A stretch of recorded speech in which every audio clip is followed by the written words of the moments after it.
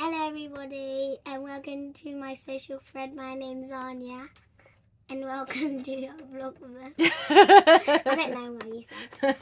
Hello everybody, this is Anya. I'm Crystal. Welcome back to my social thread, and today is day 3 of Vlogmas, and we start off with opening our advent calendars. Which calendar do you want to open first? So we're starting off with Kylie and the Machines. By the way, I did not know, a couple of viewers have commented on my vlog yesterday to say that the Kylie and the Machines, it does say countdown calendar. And they've recently released a reel on their Instagram, and basically you're supposed to start with day 24 and do the countdown down to day 1. Unfortunately, I didn't know that, and I think quite a lot of people didn't know that, so we started with number 1. And I just think that's a bit silly, really. I mean, I think if they did release the reel a couple of days before Christmas, because obviously they know that we're going to open it on the 1st of December. So I think that reel should have been released, you know, a couple of days earlier. And also maybe when they were advertising for the pre-orders, to make an express note to say that it is a countdown that starts from 24 to go down to 1. Anyway, we're going to continue with 1, 2, 3 because that's what we've done already. So today we are on day 3. With flower one here. Is it flowers? Flower and flower vase. Wait. Oh, that's nice wrapping. Oh, I didn't realise it's their tissue paper's got their logo on it. It's light pink with a dark pink KATM on it. Look it through. Ooh, this one's nice, pretty pink. Nice, pretty pink. It's very bright. Okay. We've got 2 of these. What do they say? Read it. You turn it around and read it. Better. Yeah. Better than bought. Better than bought. Better than bought. So they're actually really nice and bright. Better than bought. I like that. I don't know what you would call this. I like the wording. Let's just go for wording. I like the wording on that because that's something different. Better than bought, and it rings true to most sewists. And I've not seen a label that has better than bought before. Again, it's got her logo on the back, bright pink, and then coral sort of writing. So I'm very happy with those. Actually, they're original. So very happy with those. Let's put it around here for now. Next, which one? Next one we're doing, one second, let's show them. I know we're doing the Beyond the Pink Door, number 3, box number 3, Anya. This one. Let me see. Are you sure it's not, one second now. Are you sure it's not the letter M? Or the letter E? Right, okay. No, we're going to guess. Okay. I'll guess first and you can guess afterwards. I think, okay, it's soft. It almost feels like a pack of tissue, but I know tissue is rectangular and this is a square. And there's grooves on the side, so I'm not sure. What do you think it is? So like fabric-y, It's like pillow kind of thing. Or maybe like a felt cushion, like a cushion, a pin cushion, maybe. Oh, by the way, just to say, obviously. No, Mum, it's 2 things. It's 2 things. Yeah. Oh, it is. Well done. Oh, I know what it is now. Don't tell me. Well, I know what it is. It's either ribbon or elastic. Mama. No, it's a guess. We're guessing. And then, wait, just to say, well done, Anya. If it wasn't for Anya, I would have thought it was a square, but she's managed to put her fingers between them, and it's actually 2 narrow rectangular pieces. So it's ribbon, elastic, or bias binding. Okay. But not elastic. No, it's bias binding. I can feel it. It's bias binding. Do you know what bias binding is? No.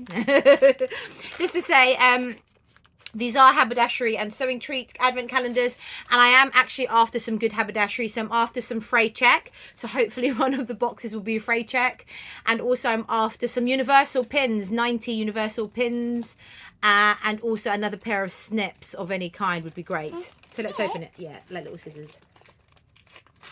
Yeah, right there. Yep, it's ribbon. It's ribbon. It's really pretty. It's bias binding, I think. I'll show you the difference. Open up. Oh, these are pretty.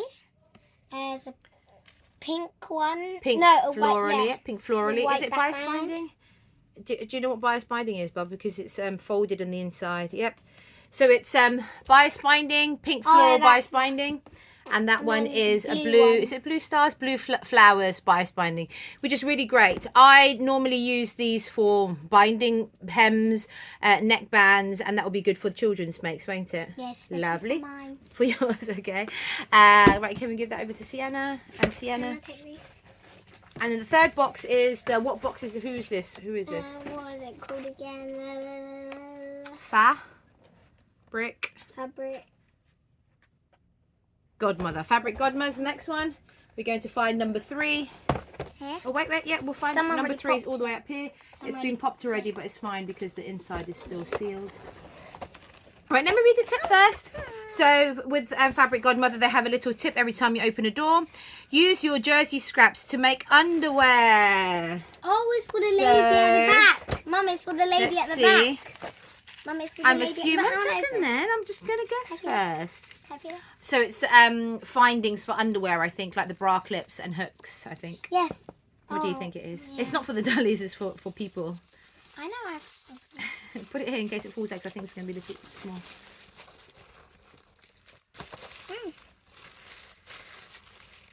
It's Oh, no, little it's not. buttons. They're little buttons. They're actually quite nice. They're like shell, little, like iridescent. It's okay. Just rip it over this button. Okay. And you get, how many do you get in there? 1, 2, Oh, 4. Yeah, 4. you get 4 buttons, and they're like, I think they might be mother of pearl. Oh, it's like little stars on they them. are. So they're. I would say I would describe them Wait, I can't as, you can't really see them. see. I would describe them as mother of pearl type buttons with little blurry. gold stars on them. It's a bit blurry. Blue and gold stars. So you get 4 of those. On So the now, other side it's like colour. Like a shell colour. well, you can do, yeah, you can do reversible. I prefer that one. So one side is a shiny sort of mother of pearl with the stars, and then the reverse is sort of just like a dull shell. So that's really nice. So I'm thinking with Fabric Godmother, they're starting low and going high, if that makes sense, because I think for Fabric Godmother the gifts are getting a tad nicer with each day that goes by. So now we're going to rank them. Anya, where's the labels that we had? So what do you think is first place of what you like today, and then I'll say what I like. I like this one. So Anya likes the bias binding first. Let's be on the pink door. What's in second place for you? I like the buttons. The buttons. Fabric Godmother's second. Yes. And then the label. Kylie and the Machines label is third. For me, I am liking the Kylie and the Machines labels again. So that's first place for me. Again, because I just like the wording on that. I've not seen that before, and that really resonates with me, because I do think better than bought is good, is my opinion on my handmade clothes. Second place goes to Fabric Godmother for me for these shell buttons. And then third place goes to Beyond the Pink Door for the bias binding. So that's the advent calendars done. Thank you very much, Anya, for helping me out. Could we please put this button area, Sienna, label area, and that can go in the haberdashery area as well. Right, thank you, girls. See you later. What do you say, Anya? Goodbye. Thank you. Bye-bye. Right, see you later. I'm going to talk about my dress quickly. Your dress, which one? What no? Could somebody get me a glass of water, please? Sure, okay. And sorry, my face is really big here. Let me just. What have I been up to sewing wise? So I have now done, I would say, 3/4 of the Tilly and the Buttons Lyra dress for my daughter. This one here. And as I said, with the Lyra dresses, because I've made them so many times now, I have a different process of doing it. So I do all the skirt pieces first. I've got threads here, so I've done that. Let me just show you. It's not gathered at the top yet, so it's actually quite wide. So that's the top tier with the pockets. And then I've got the bottom tier, and that's already hemmed. And as I said in yesterday's vlog, I normally do the skirt pieces first because that's quite easy. I overlock all the side seams before they're sewn together, and then I overlock the pockets, attach the pockets, and understitch the pockets, and then I gather this and then I overlock the bottom part, hem it first when it's flat, and then I gather this tier and add those two together. So this section here is all fully done now. I have also done the sleeves, so I haven't actually overlocked this, so I've just done this inseams of the sleeves, added the gathering for the sleeve heads for both the sleeves, so that's done already. I just need to overlock that tonight and insert the sleeves to the bodice. And then I've also done the ties. I don't go for the tie that goes all the way around, I just go for narrower ties that just go in the waist and tie at the back. So that's done. Tonight I am just going to do the bodice. I have stay stitched the neckline, and I've interfaced all the pieces that need to be interfaced, so I'm just going to do all that, and that will hopefully be finished tonight. Sorry. And that's it sewing wise. It's difficult because I'm used to doing to reporting so much about my sewing comings and goings, where I do my Friday sews every 2 weeks. Obviously now it's every day, so I don't get much time to do sewing, and obviously I have less to talk about in terms of sewing, because it's an everyday thing. I'm actually getting quite comfortable doing these. I know I kind of feared that I wouldn't have that much to talk about, but oddly I kind of do. So hopefully I'm not boring you, but just to continue on from my homemade talk yesterday, because I sort of started by saying, you know, we sort of wake up at around sort of 8:30, and we're ready by 9:30. We do our morning lessons, and then we have lunch, we break for lunch, and then we do a couple more hours in the afternoon. I do one-on-one home educating with my 9-year-old downwards, so 9-year-old Gabriel, 7-year-old Anya, 5-year-old Zachary. Xander is 3, so he doesn't do anything as such, so he just does colouring in, maybe some alphabet work, number work, but only if he wants to. Like, I'm not going to make him sit down and do work, because I think children need to be children for as long as possible, and especially because he's a boy, he's got so much energy, they just run around and play. And also Ava, who's 19 months, has a playmate then, otherwise she'll be crawling on my lap as well if everybody's doing work. The older 3, Sienna, who's 11, Tristan, who's 13, and Tyler, who's 15, they're all pretty much self-sufficient with their work. Talia is doing GCSEs at the moment. Tristan is doing a couple of GCSEs and also doing the high school diploma, the American high school diploma in tandem. Sienna downwards are all working towards their high school diploma as well. And now when I say high school diploma, yes, my love. From where? Oh my goodness, I've got a whole pack. It's not even open yet. Okay, so Anya's just asking if she can... Yes. Yeah? So yes, no, don't ask. Don't tell. After lunch. So basically... Anya, I'm doing a vlog, my love. No. Basically, my in-laws, my husband's mum and dad, live with us in our annex. They're not here at the moment. They're in London. So we have an annex on the property. And basically, the kids have the keys to the annex, which they're allowed to, because grandma and granddad have said, you know, if you want anything from them. And basically, they have a cupboard full of chocolate biscuits and crisps and everything else. So now they've just seen a packet of After 8 chocolates, and they'd like some. And I said after lunch, so hopefully they'll wait until after lunch. So going back to what I was saying, so when we first started off with Tyler and Tristan, we did do the English curriculum.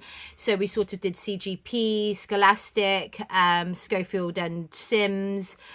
We did Twinkle as well for a while. And then when they reached sort of 10, 11, we skipped Key Stage 3 altogether. And then we just did GCSEs earlier, but staggered. And that's what most home educating families do, because we get through so much material. So obviously in a class of 30 students, to get to sort of one topic in maths, for example, I don't know, let's just say algebra, or something specific in algebra, like, I don't know, quadratic equations, what have you. Let's just say it takes a term, 3 months to do that with 30 children. Obviously, when you're home educating, it's 1-on-1 or 2-to-1. We can get through quadratic equations in a couple of weeks. So we have a lot of free time that we can use as free time, or we can just keep going. And so therefore we are we are further ahead than what the you know, what the curriculum would say, if that makes sense. And so that's why we don't need to do Key Stage 3. We just skip Key Stage 3 altogether, do the GCSEs earlier and staggered. So my daughter, Talia, she did her maths GCSE and human biology at the age of 13, and she got 2 A stars. And I know that the grading now has changed, so it's 1 to 9. And it kind of, so 9 and 8 are, so 9 starts of high A star, 8 is low A star, 7 is an A, 6 is a B, and so on. So Talia got 8s in her maths and human biology, and that was really amazing. Like, obviously we wanted her to do well, not just for our pride, but also if you think about a home educated child that's never been to she's never had an exam before, she's never been in an exam situation, and we obviously wanted her to do well, because we didn't want her to lose her confidence, thinking, well, what's the point, you know, why am I being home educated, why am I doing this when I can't get a good grade, you know, despite me working super hard. So we're very proud of her. So she got 2 8s at 13 for maths and biology, and then she did chemistry and computer science when she was 14, and she got 2 9s. So she obviously got better over the years, so she got 2 9s, which again is an A star, it's an high A star. Tristan did computer science with her, so he did computer science at 13, and he got an 8, which is a low A star, which we're very proud of him as well. Again, it's a confidence boost to think, you know, I can achieve these grades if I put my work, if I work hard and I put my head to it, and it is achievable. And so now Tyler is doing another 4 more GCSEs this year. She's 15, with a view to applying for college next September. And in terms of college, she is planning to, well, she didn't really know what to do. So I think it's quite difficult. I remember when we were younger, around 15, 16, when you do your GCSEs, you have like a career advisor, and they sort of go through possible careers with you. What do you think you could do? What do you think you want to do? And to think about it, being 15, 16 and trying to decide on what you want to do for the rest of your life is quite difficult, especially if it's a career that requires all the studying beforehand. You really need to pre-plan your life already at 15, which is very difficult. So for example, me in law, A-levels weren't so much of a worry, to be fair. I think I did English, French and economics. So for law, you don't really need law as such. And then obviously I went on to do the law degree at university, and then law school, as I said before. Again, with medicine, you'd have to do the sciences. I suppose with maths, you'd need to do the maths. So for her, she kind of wanted to choose. She loves maths and she loves the sciences.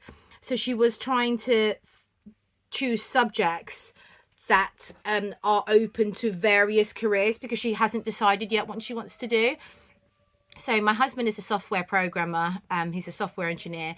So computing and coding and maths, I wouldn't say it comes very easy, but you know, the children have a lot of support with that because of my husband and my father-in-law and my uncle-in-law. Also, that, you know, they have PhD in maths, that sort of thing. So that comes in quite handy. So she said, I want to do maths in case I want to have a career in maths, which is fair enough. And then with the sciences, she says, oh, I don't know, I might want to become a paramedic. I don't really know what I want to do. Or even I could go into software programming. So she was keeping herself open. And then I said, and then she said she might want to do medicine as well. Now with medicine, you need to do chemistry. That's a must. So biology actually isn't a must, but chemistry definitely is a must. And so now she's decided on doing biology, chemistry and maths, which is amazing. And so we're applying for that. Hopefully she gets into one of the colleges nearby. So that's when home educating stops for her. She'll be going to a bricks and mortar college. We have a couple of local ones, which is great. And then, you know, after that, if she does decide to go the medicine route, it will be medical school at university somewhere in the country, hopefully.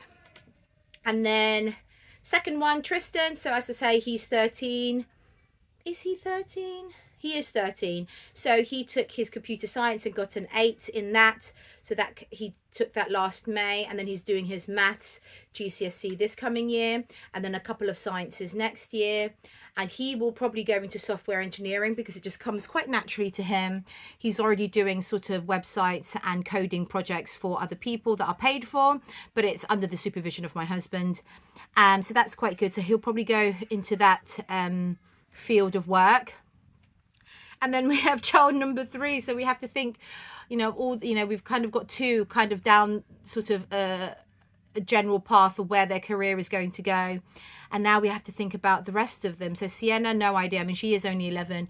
No idea what she wants to do. But yeah, going back to the high school diploma issue. So I found that so there is no actual home education curriculum in England.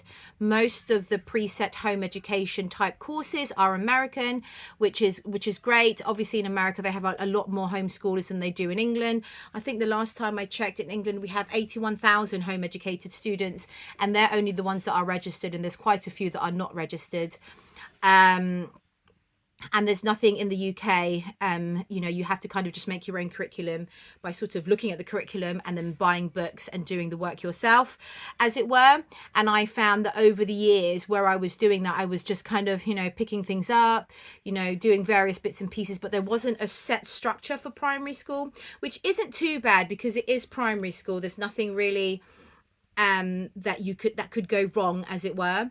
But now that I've been doing homeschooling now for, I would say, 10-11 years, I have come to the conclusion that a preset curriculum that tells you exactly what to do, when to do it, what books to buy, what resources to get, what numbers to, what answers, what questions to answer, what essay to write about, everything is pre-prescribed, is now the way forward for me, because I have all the children, and planning is a big part of it. Without the planning and without, it basically crumbles after a while.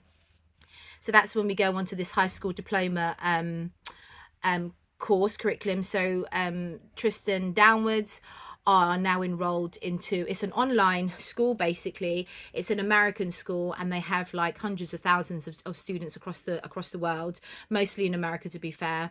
It's a Catholic home education online curriculum. It's called Mother of Divine Grace, and it's a school, you get you basically enroll the children, and it's quite good that every day this is this big online system. Every day per student, you basically print out your day, and you can print it out a week in advance, and it will sort of say Monday, geography, read chapter 2 and 3, do worksheets 3 and 5, research this topic.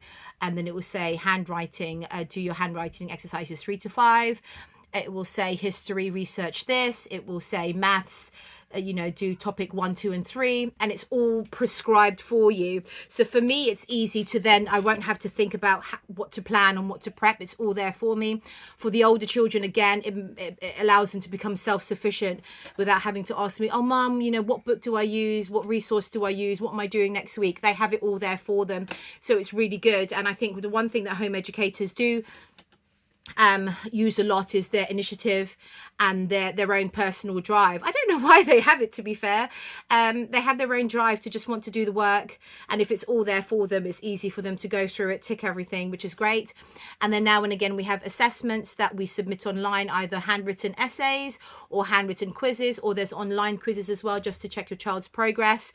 And the I think from 13 onwards, all of your grades are accumulated to add towards your high school diploma. And now what I was saying with regards to GCSEs and high school diploma, it's slightly a different way of doing things. So in America, a high school diploma is when you finish high school, which is up to the age of 16. Up to the age of 16, I believe that's correct. Yes. So with GCSEs, it's you work for the year, then you do the exam. Everything relies on the exam, unless of course it's got coursework as well, and that goes towards your results. With the high school diploma, there isn't one big exam at the end. I think SATs are gone now. I think they're phasing those out. So at the moment, it's sort of accumulative results throughout the year. So I think for a child that maybe isn't so good with exams, the pressure, the build up, up memorizing all of that, I think the high school diploma is a good way to go forward, especially if you are home educated, because at every term you have like a quiz at the end of the term or an essay to submit, which is kind of like coursework, or mini exams all the way through, and they all get accumulated to work towards your high school diploma, which I think is a great way of doing things for children that are less academic, or that don't handle pressure too well, or that don't, you know, one day you could have a really bad, you could be sick on the day of your exam, your GCSEs, for example, and that's a goner. I mean, you can apply for, you know, special circumstances for exams. I'm not sure how much leeway you do get, but, you know, I'm just saying that's the different, and that's why we've gone the high school diploma for the younger children. So anyway, that's that. And what else was I going to talk about? Yeah, so family life, large family. I made a list of what I was going to talk about. So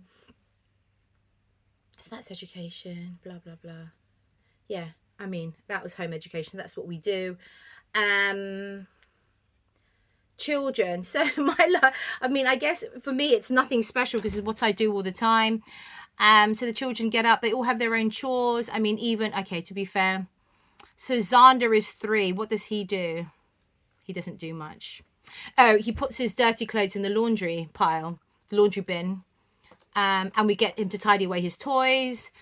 And that's about it, really. And now and again, if I see like some mess and stuff, I can say, Xander, pick that up, do that.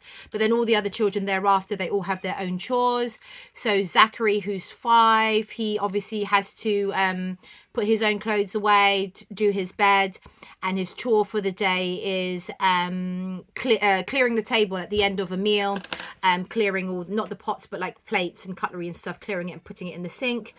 Anya also joins him on that job, so clearing the table. What does Anya do? So Anya's 7.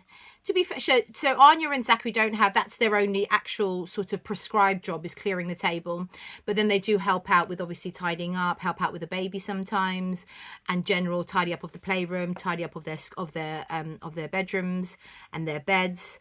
Next is Gabriel. What does Gabriel do? Oh, Gabriel empties the bins in the, like the indoor bin, so the bedroom bins. So it's not like disgusting food or anything, or like, you know, dirty rubbish. So it's sort of the bin in my sewing room, which is normally like paper or fabric, and the bins in the bedrooms, which again is normally just paper, that sort of thing. So he does that. It's supposed to be once a day, but actually, to be fair, we don't, you know, fill it up every day. So maybe every couple of days he does that. And he also wipes the table down. And that is actually, it sounds like an easy job, but with a large family, if you're eating something like rice with something, there's lots of rice on the table, or if you're eating something flaky like a pastry or a pie, there is a lot of mess on the table. So he does clean that. Sienna, who is 11, she sweeps up after every meal. So in the morning, she does a sweep up of the floor. We also have an electric Hoover. You know, it's those round Amazon ones, and they are good in the sense that when we take out the container from the Hoover, there is a lot of dust and debris that's in it. So that is obviously the debris that we've missed, because as I say, my daughter does sweep up in the morning and the evenings and after meals around the dining table.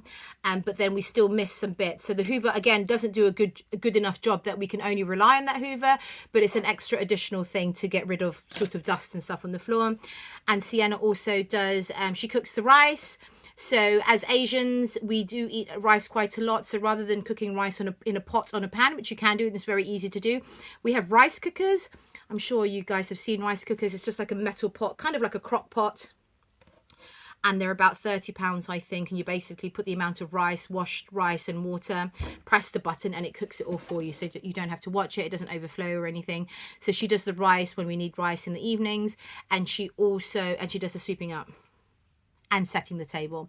She sets the table, and she actually likes setting the table because she's quite particular. She has to be the one to set out the table, give everybody their plates and cutlery and cups and things. And then Tristan, my dear old Tristan, what does he do? He helps bring down laundry, bring down dirty laundry, bring up clean laundry. He also puts the dishes away, so dishes that have been washed, he will dry and put those away. Talia is our dishwasher. We do have a dishwasher where we've moved. The dishwasher is a half dishwasher, which is useless for us basically. And we are looking to redesign the kitchen at some point, but it isn't a priority because it is a fine working kitchen. It's just that the dishwasher is small and it doesn't get used, and we do need to relocate things around to put a proper dishwasher in. So she does the dishes along with my husband as well. So they kind of share that job. What do I do? So hubby obviously does the DIY. He empties the bins. He reads that, you know, hubby is really great. He wakes up early in the morning. As I say, he does the prayers with us before he goes to work.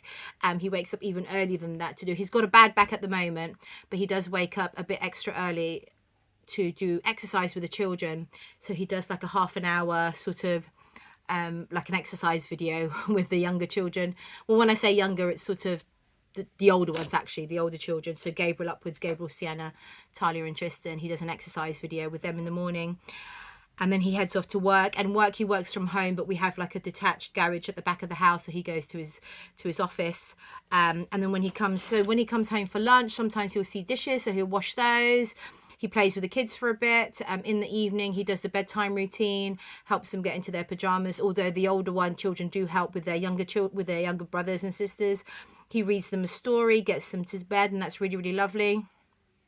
And then also, I mean, I know this has been going on. I just, during the night, I don't wake up when the children cry unless it's like an incessant cry. So he's always the one that wakes up, makes sure if they need to go to the toilet, put them back to bed, that sort of thing. So he's really lovely. And I think where you have a large family, it's essential that everybody is supportive of each other. And obviously, you know, these aren't just my children, they're my husband's children as well. And so we do all work together and all chip in to make things work. Otherwise it would be mayhem. So that's that. What is the time now? Oh, sorry, my glasses. 30 minutes. I think 30 minutes should be my cutoff point because I won't stop talking otherwise.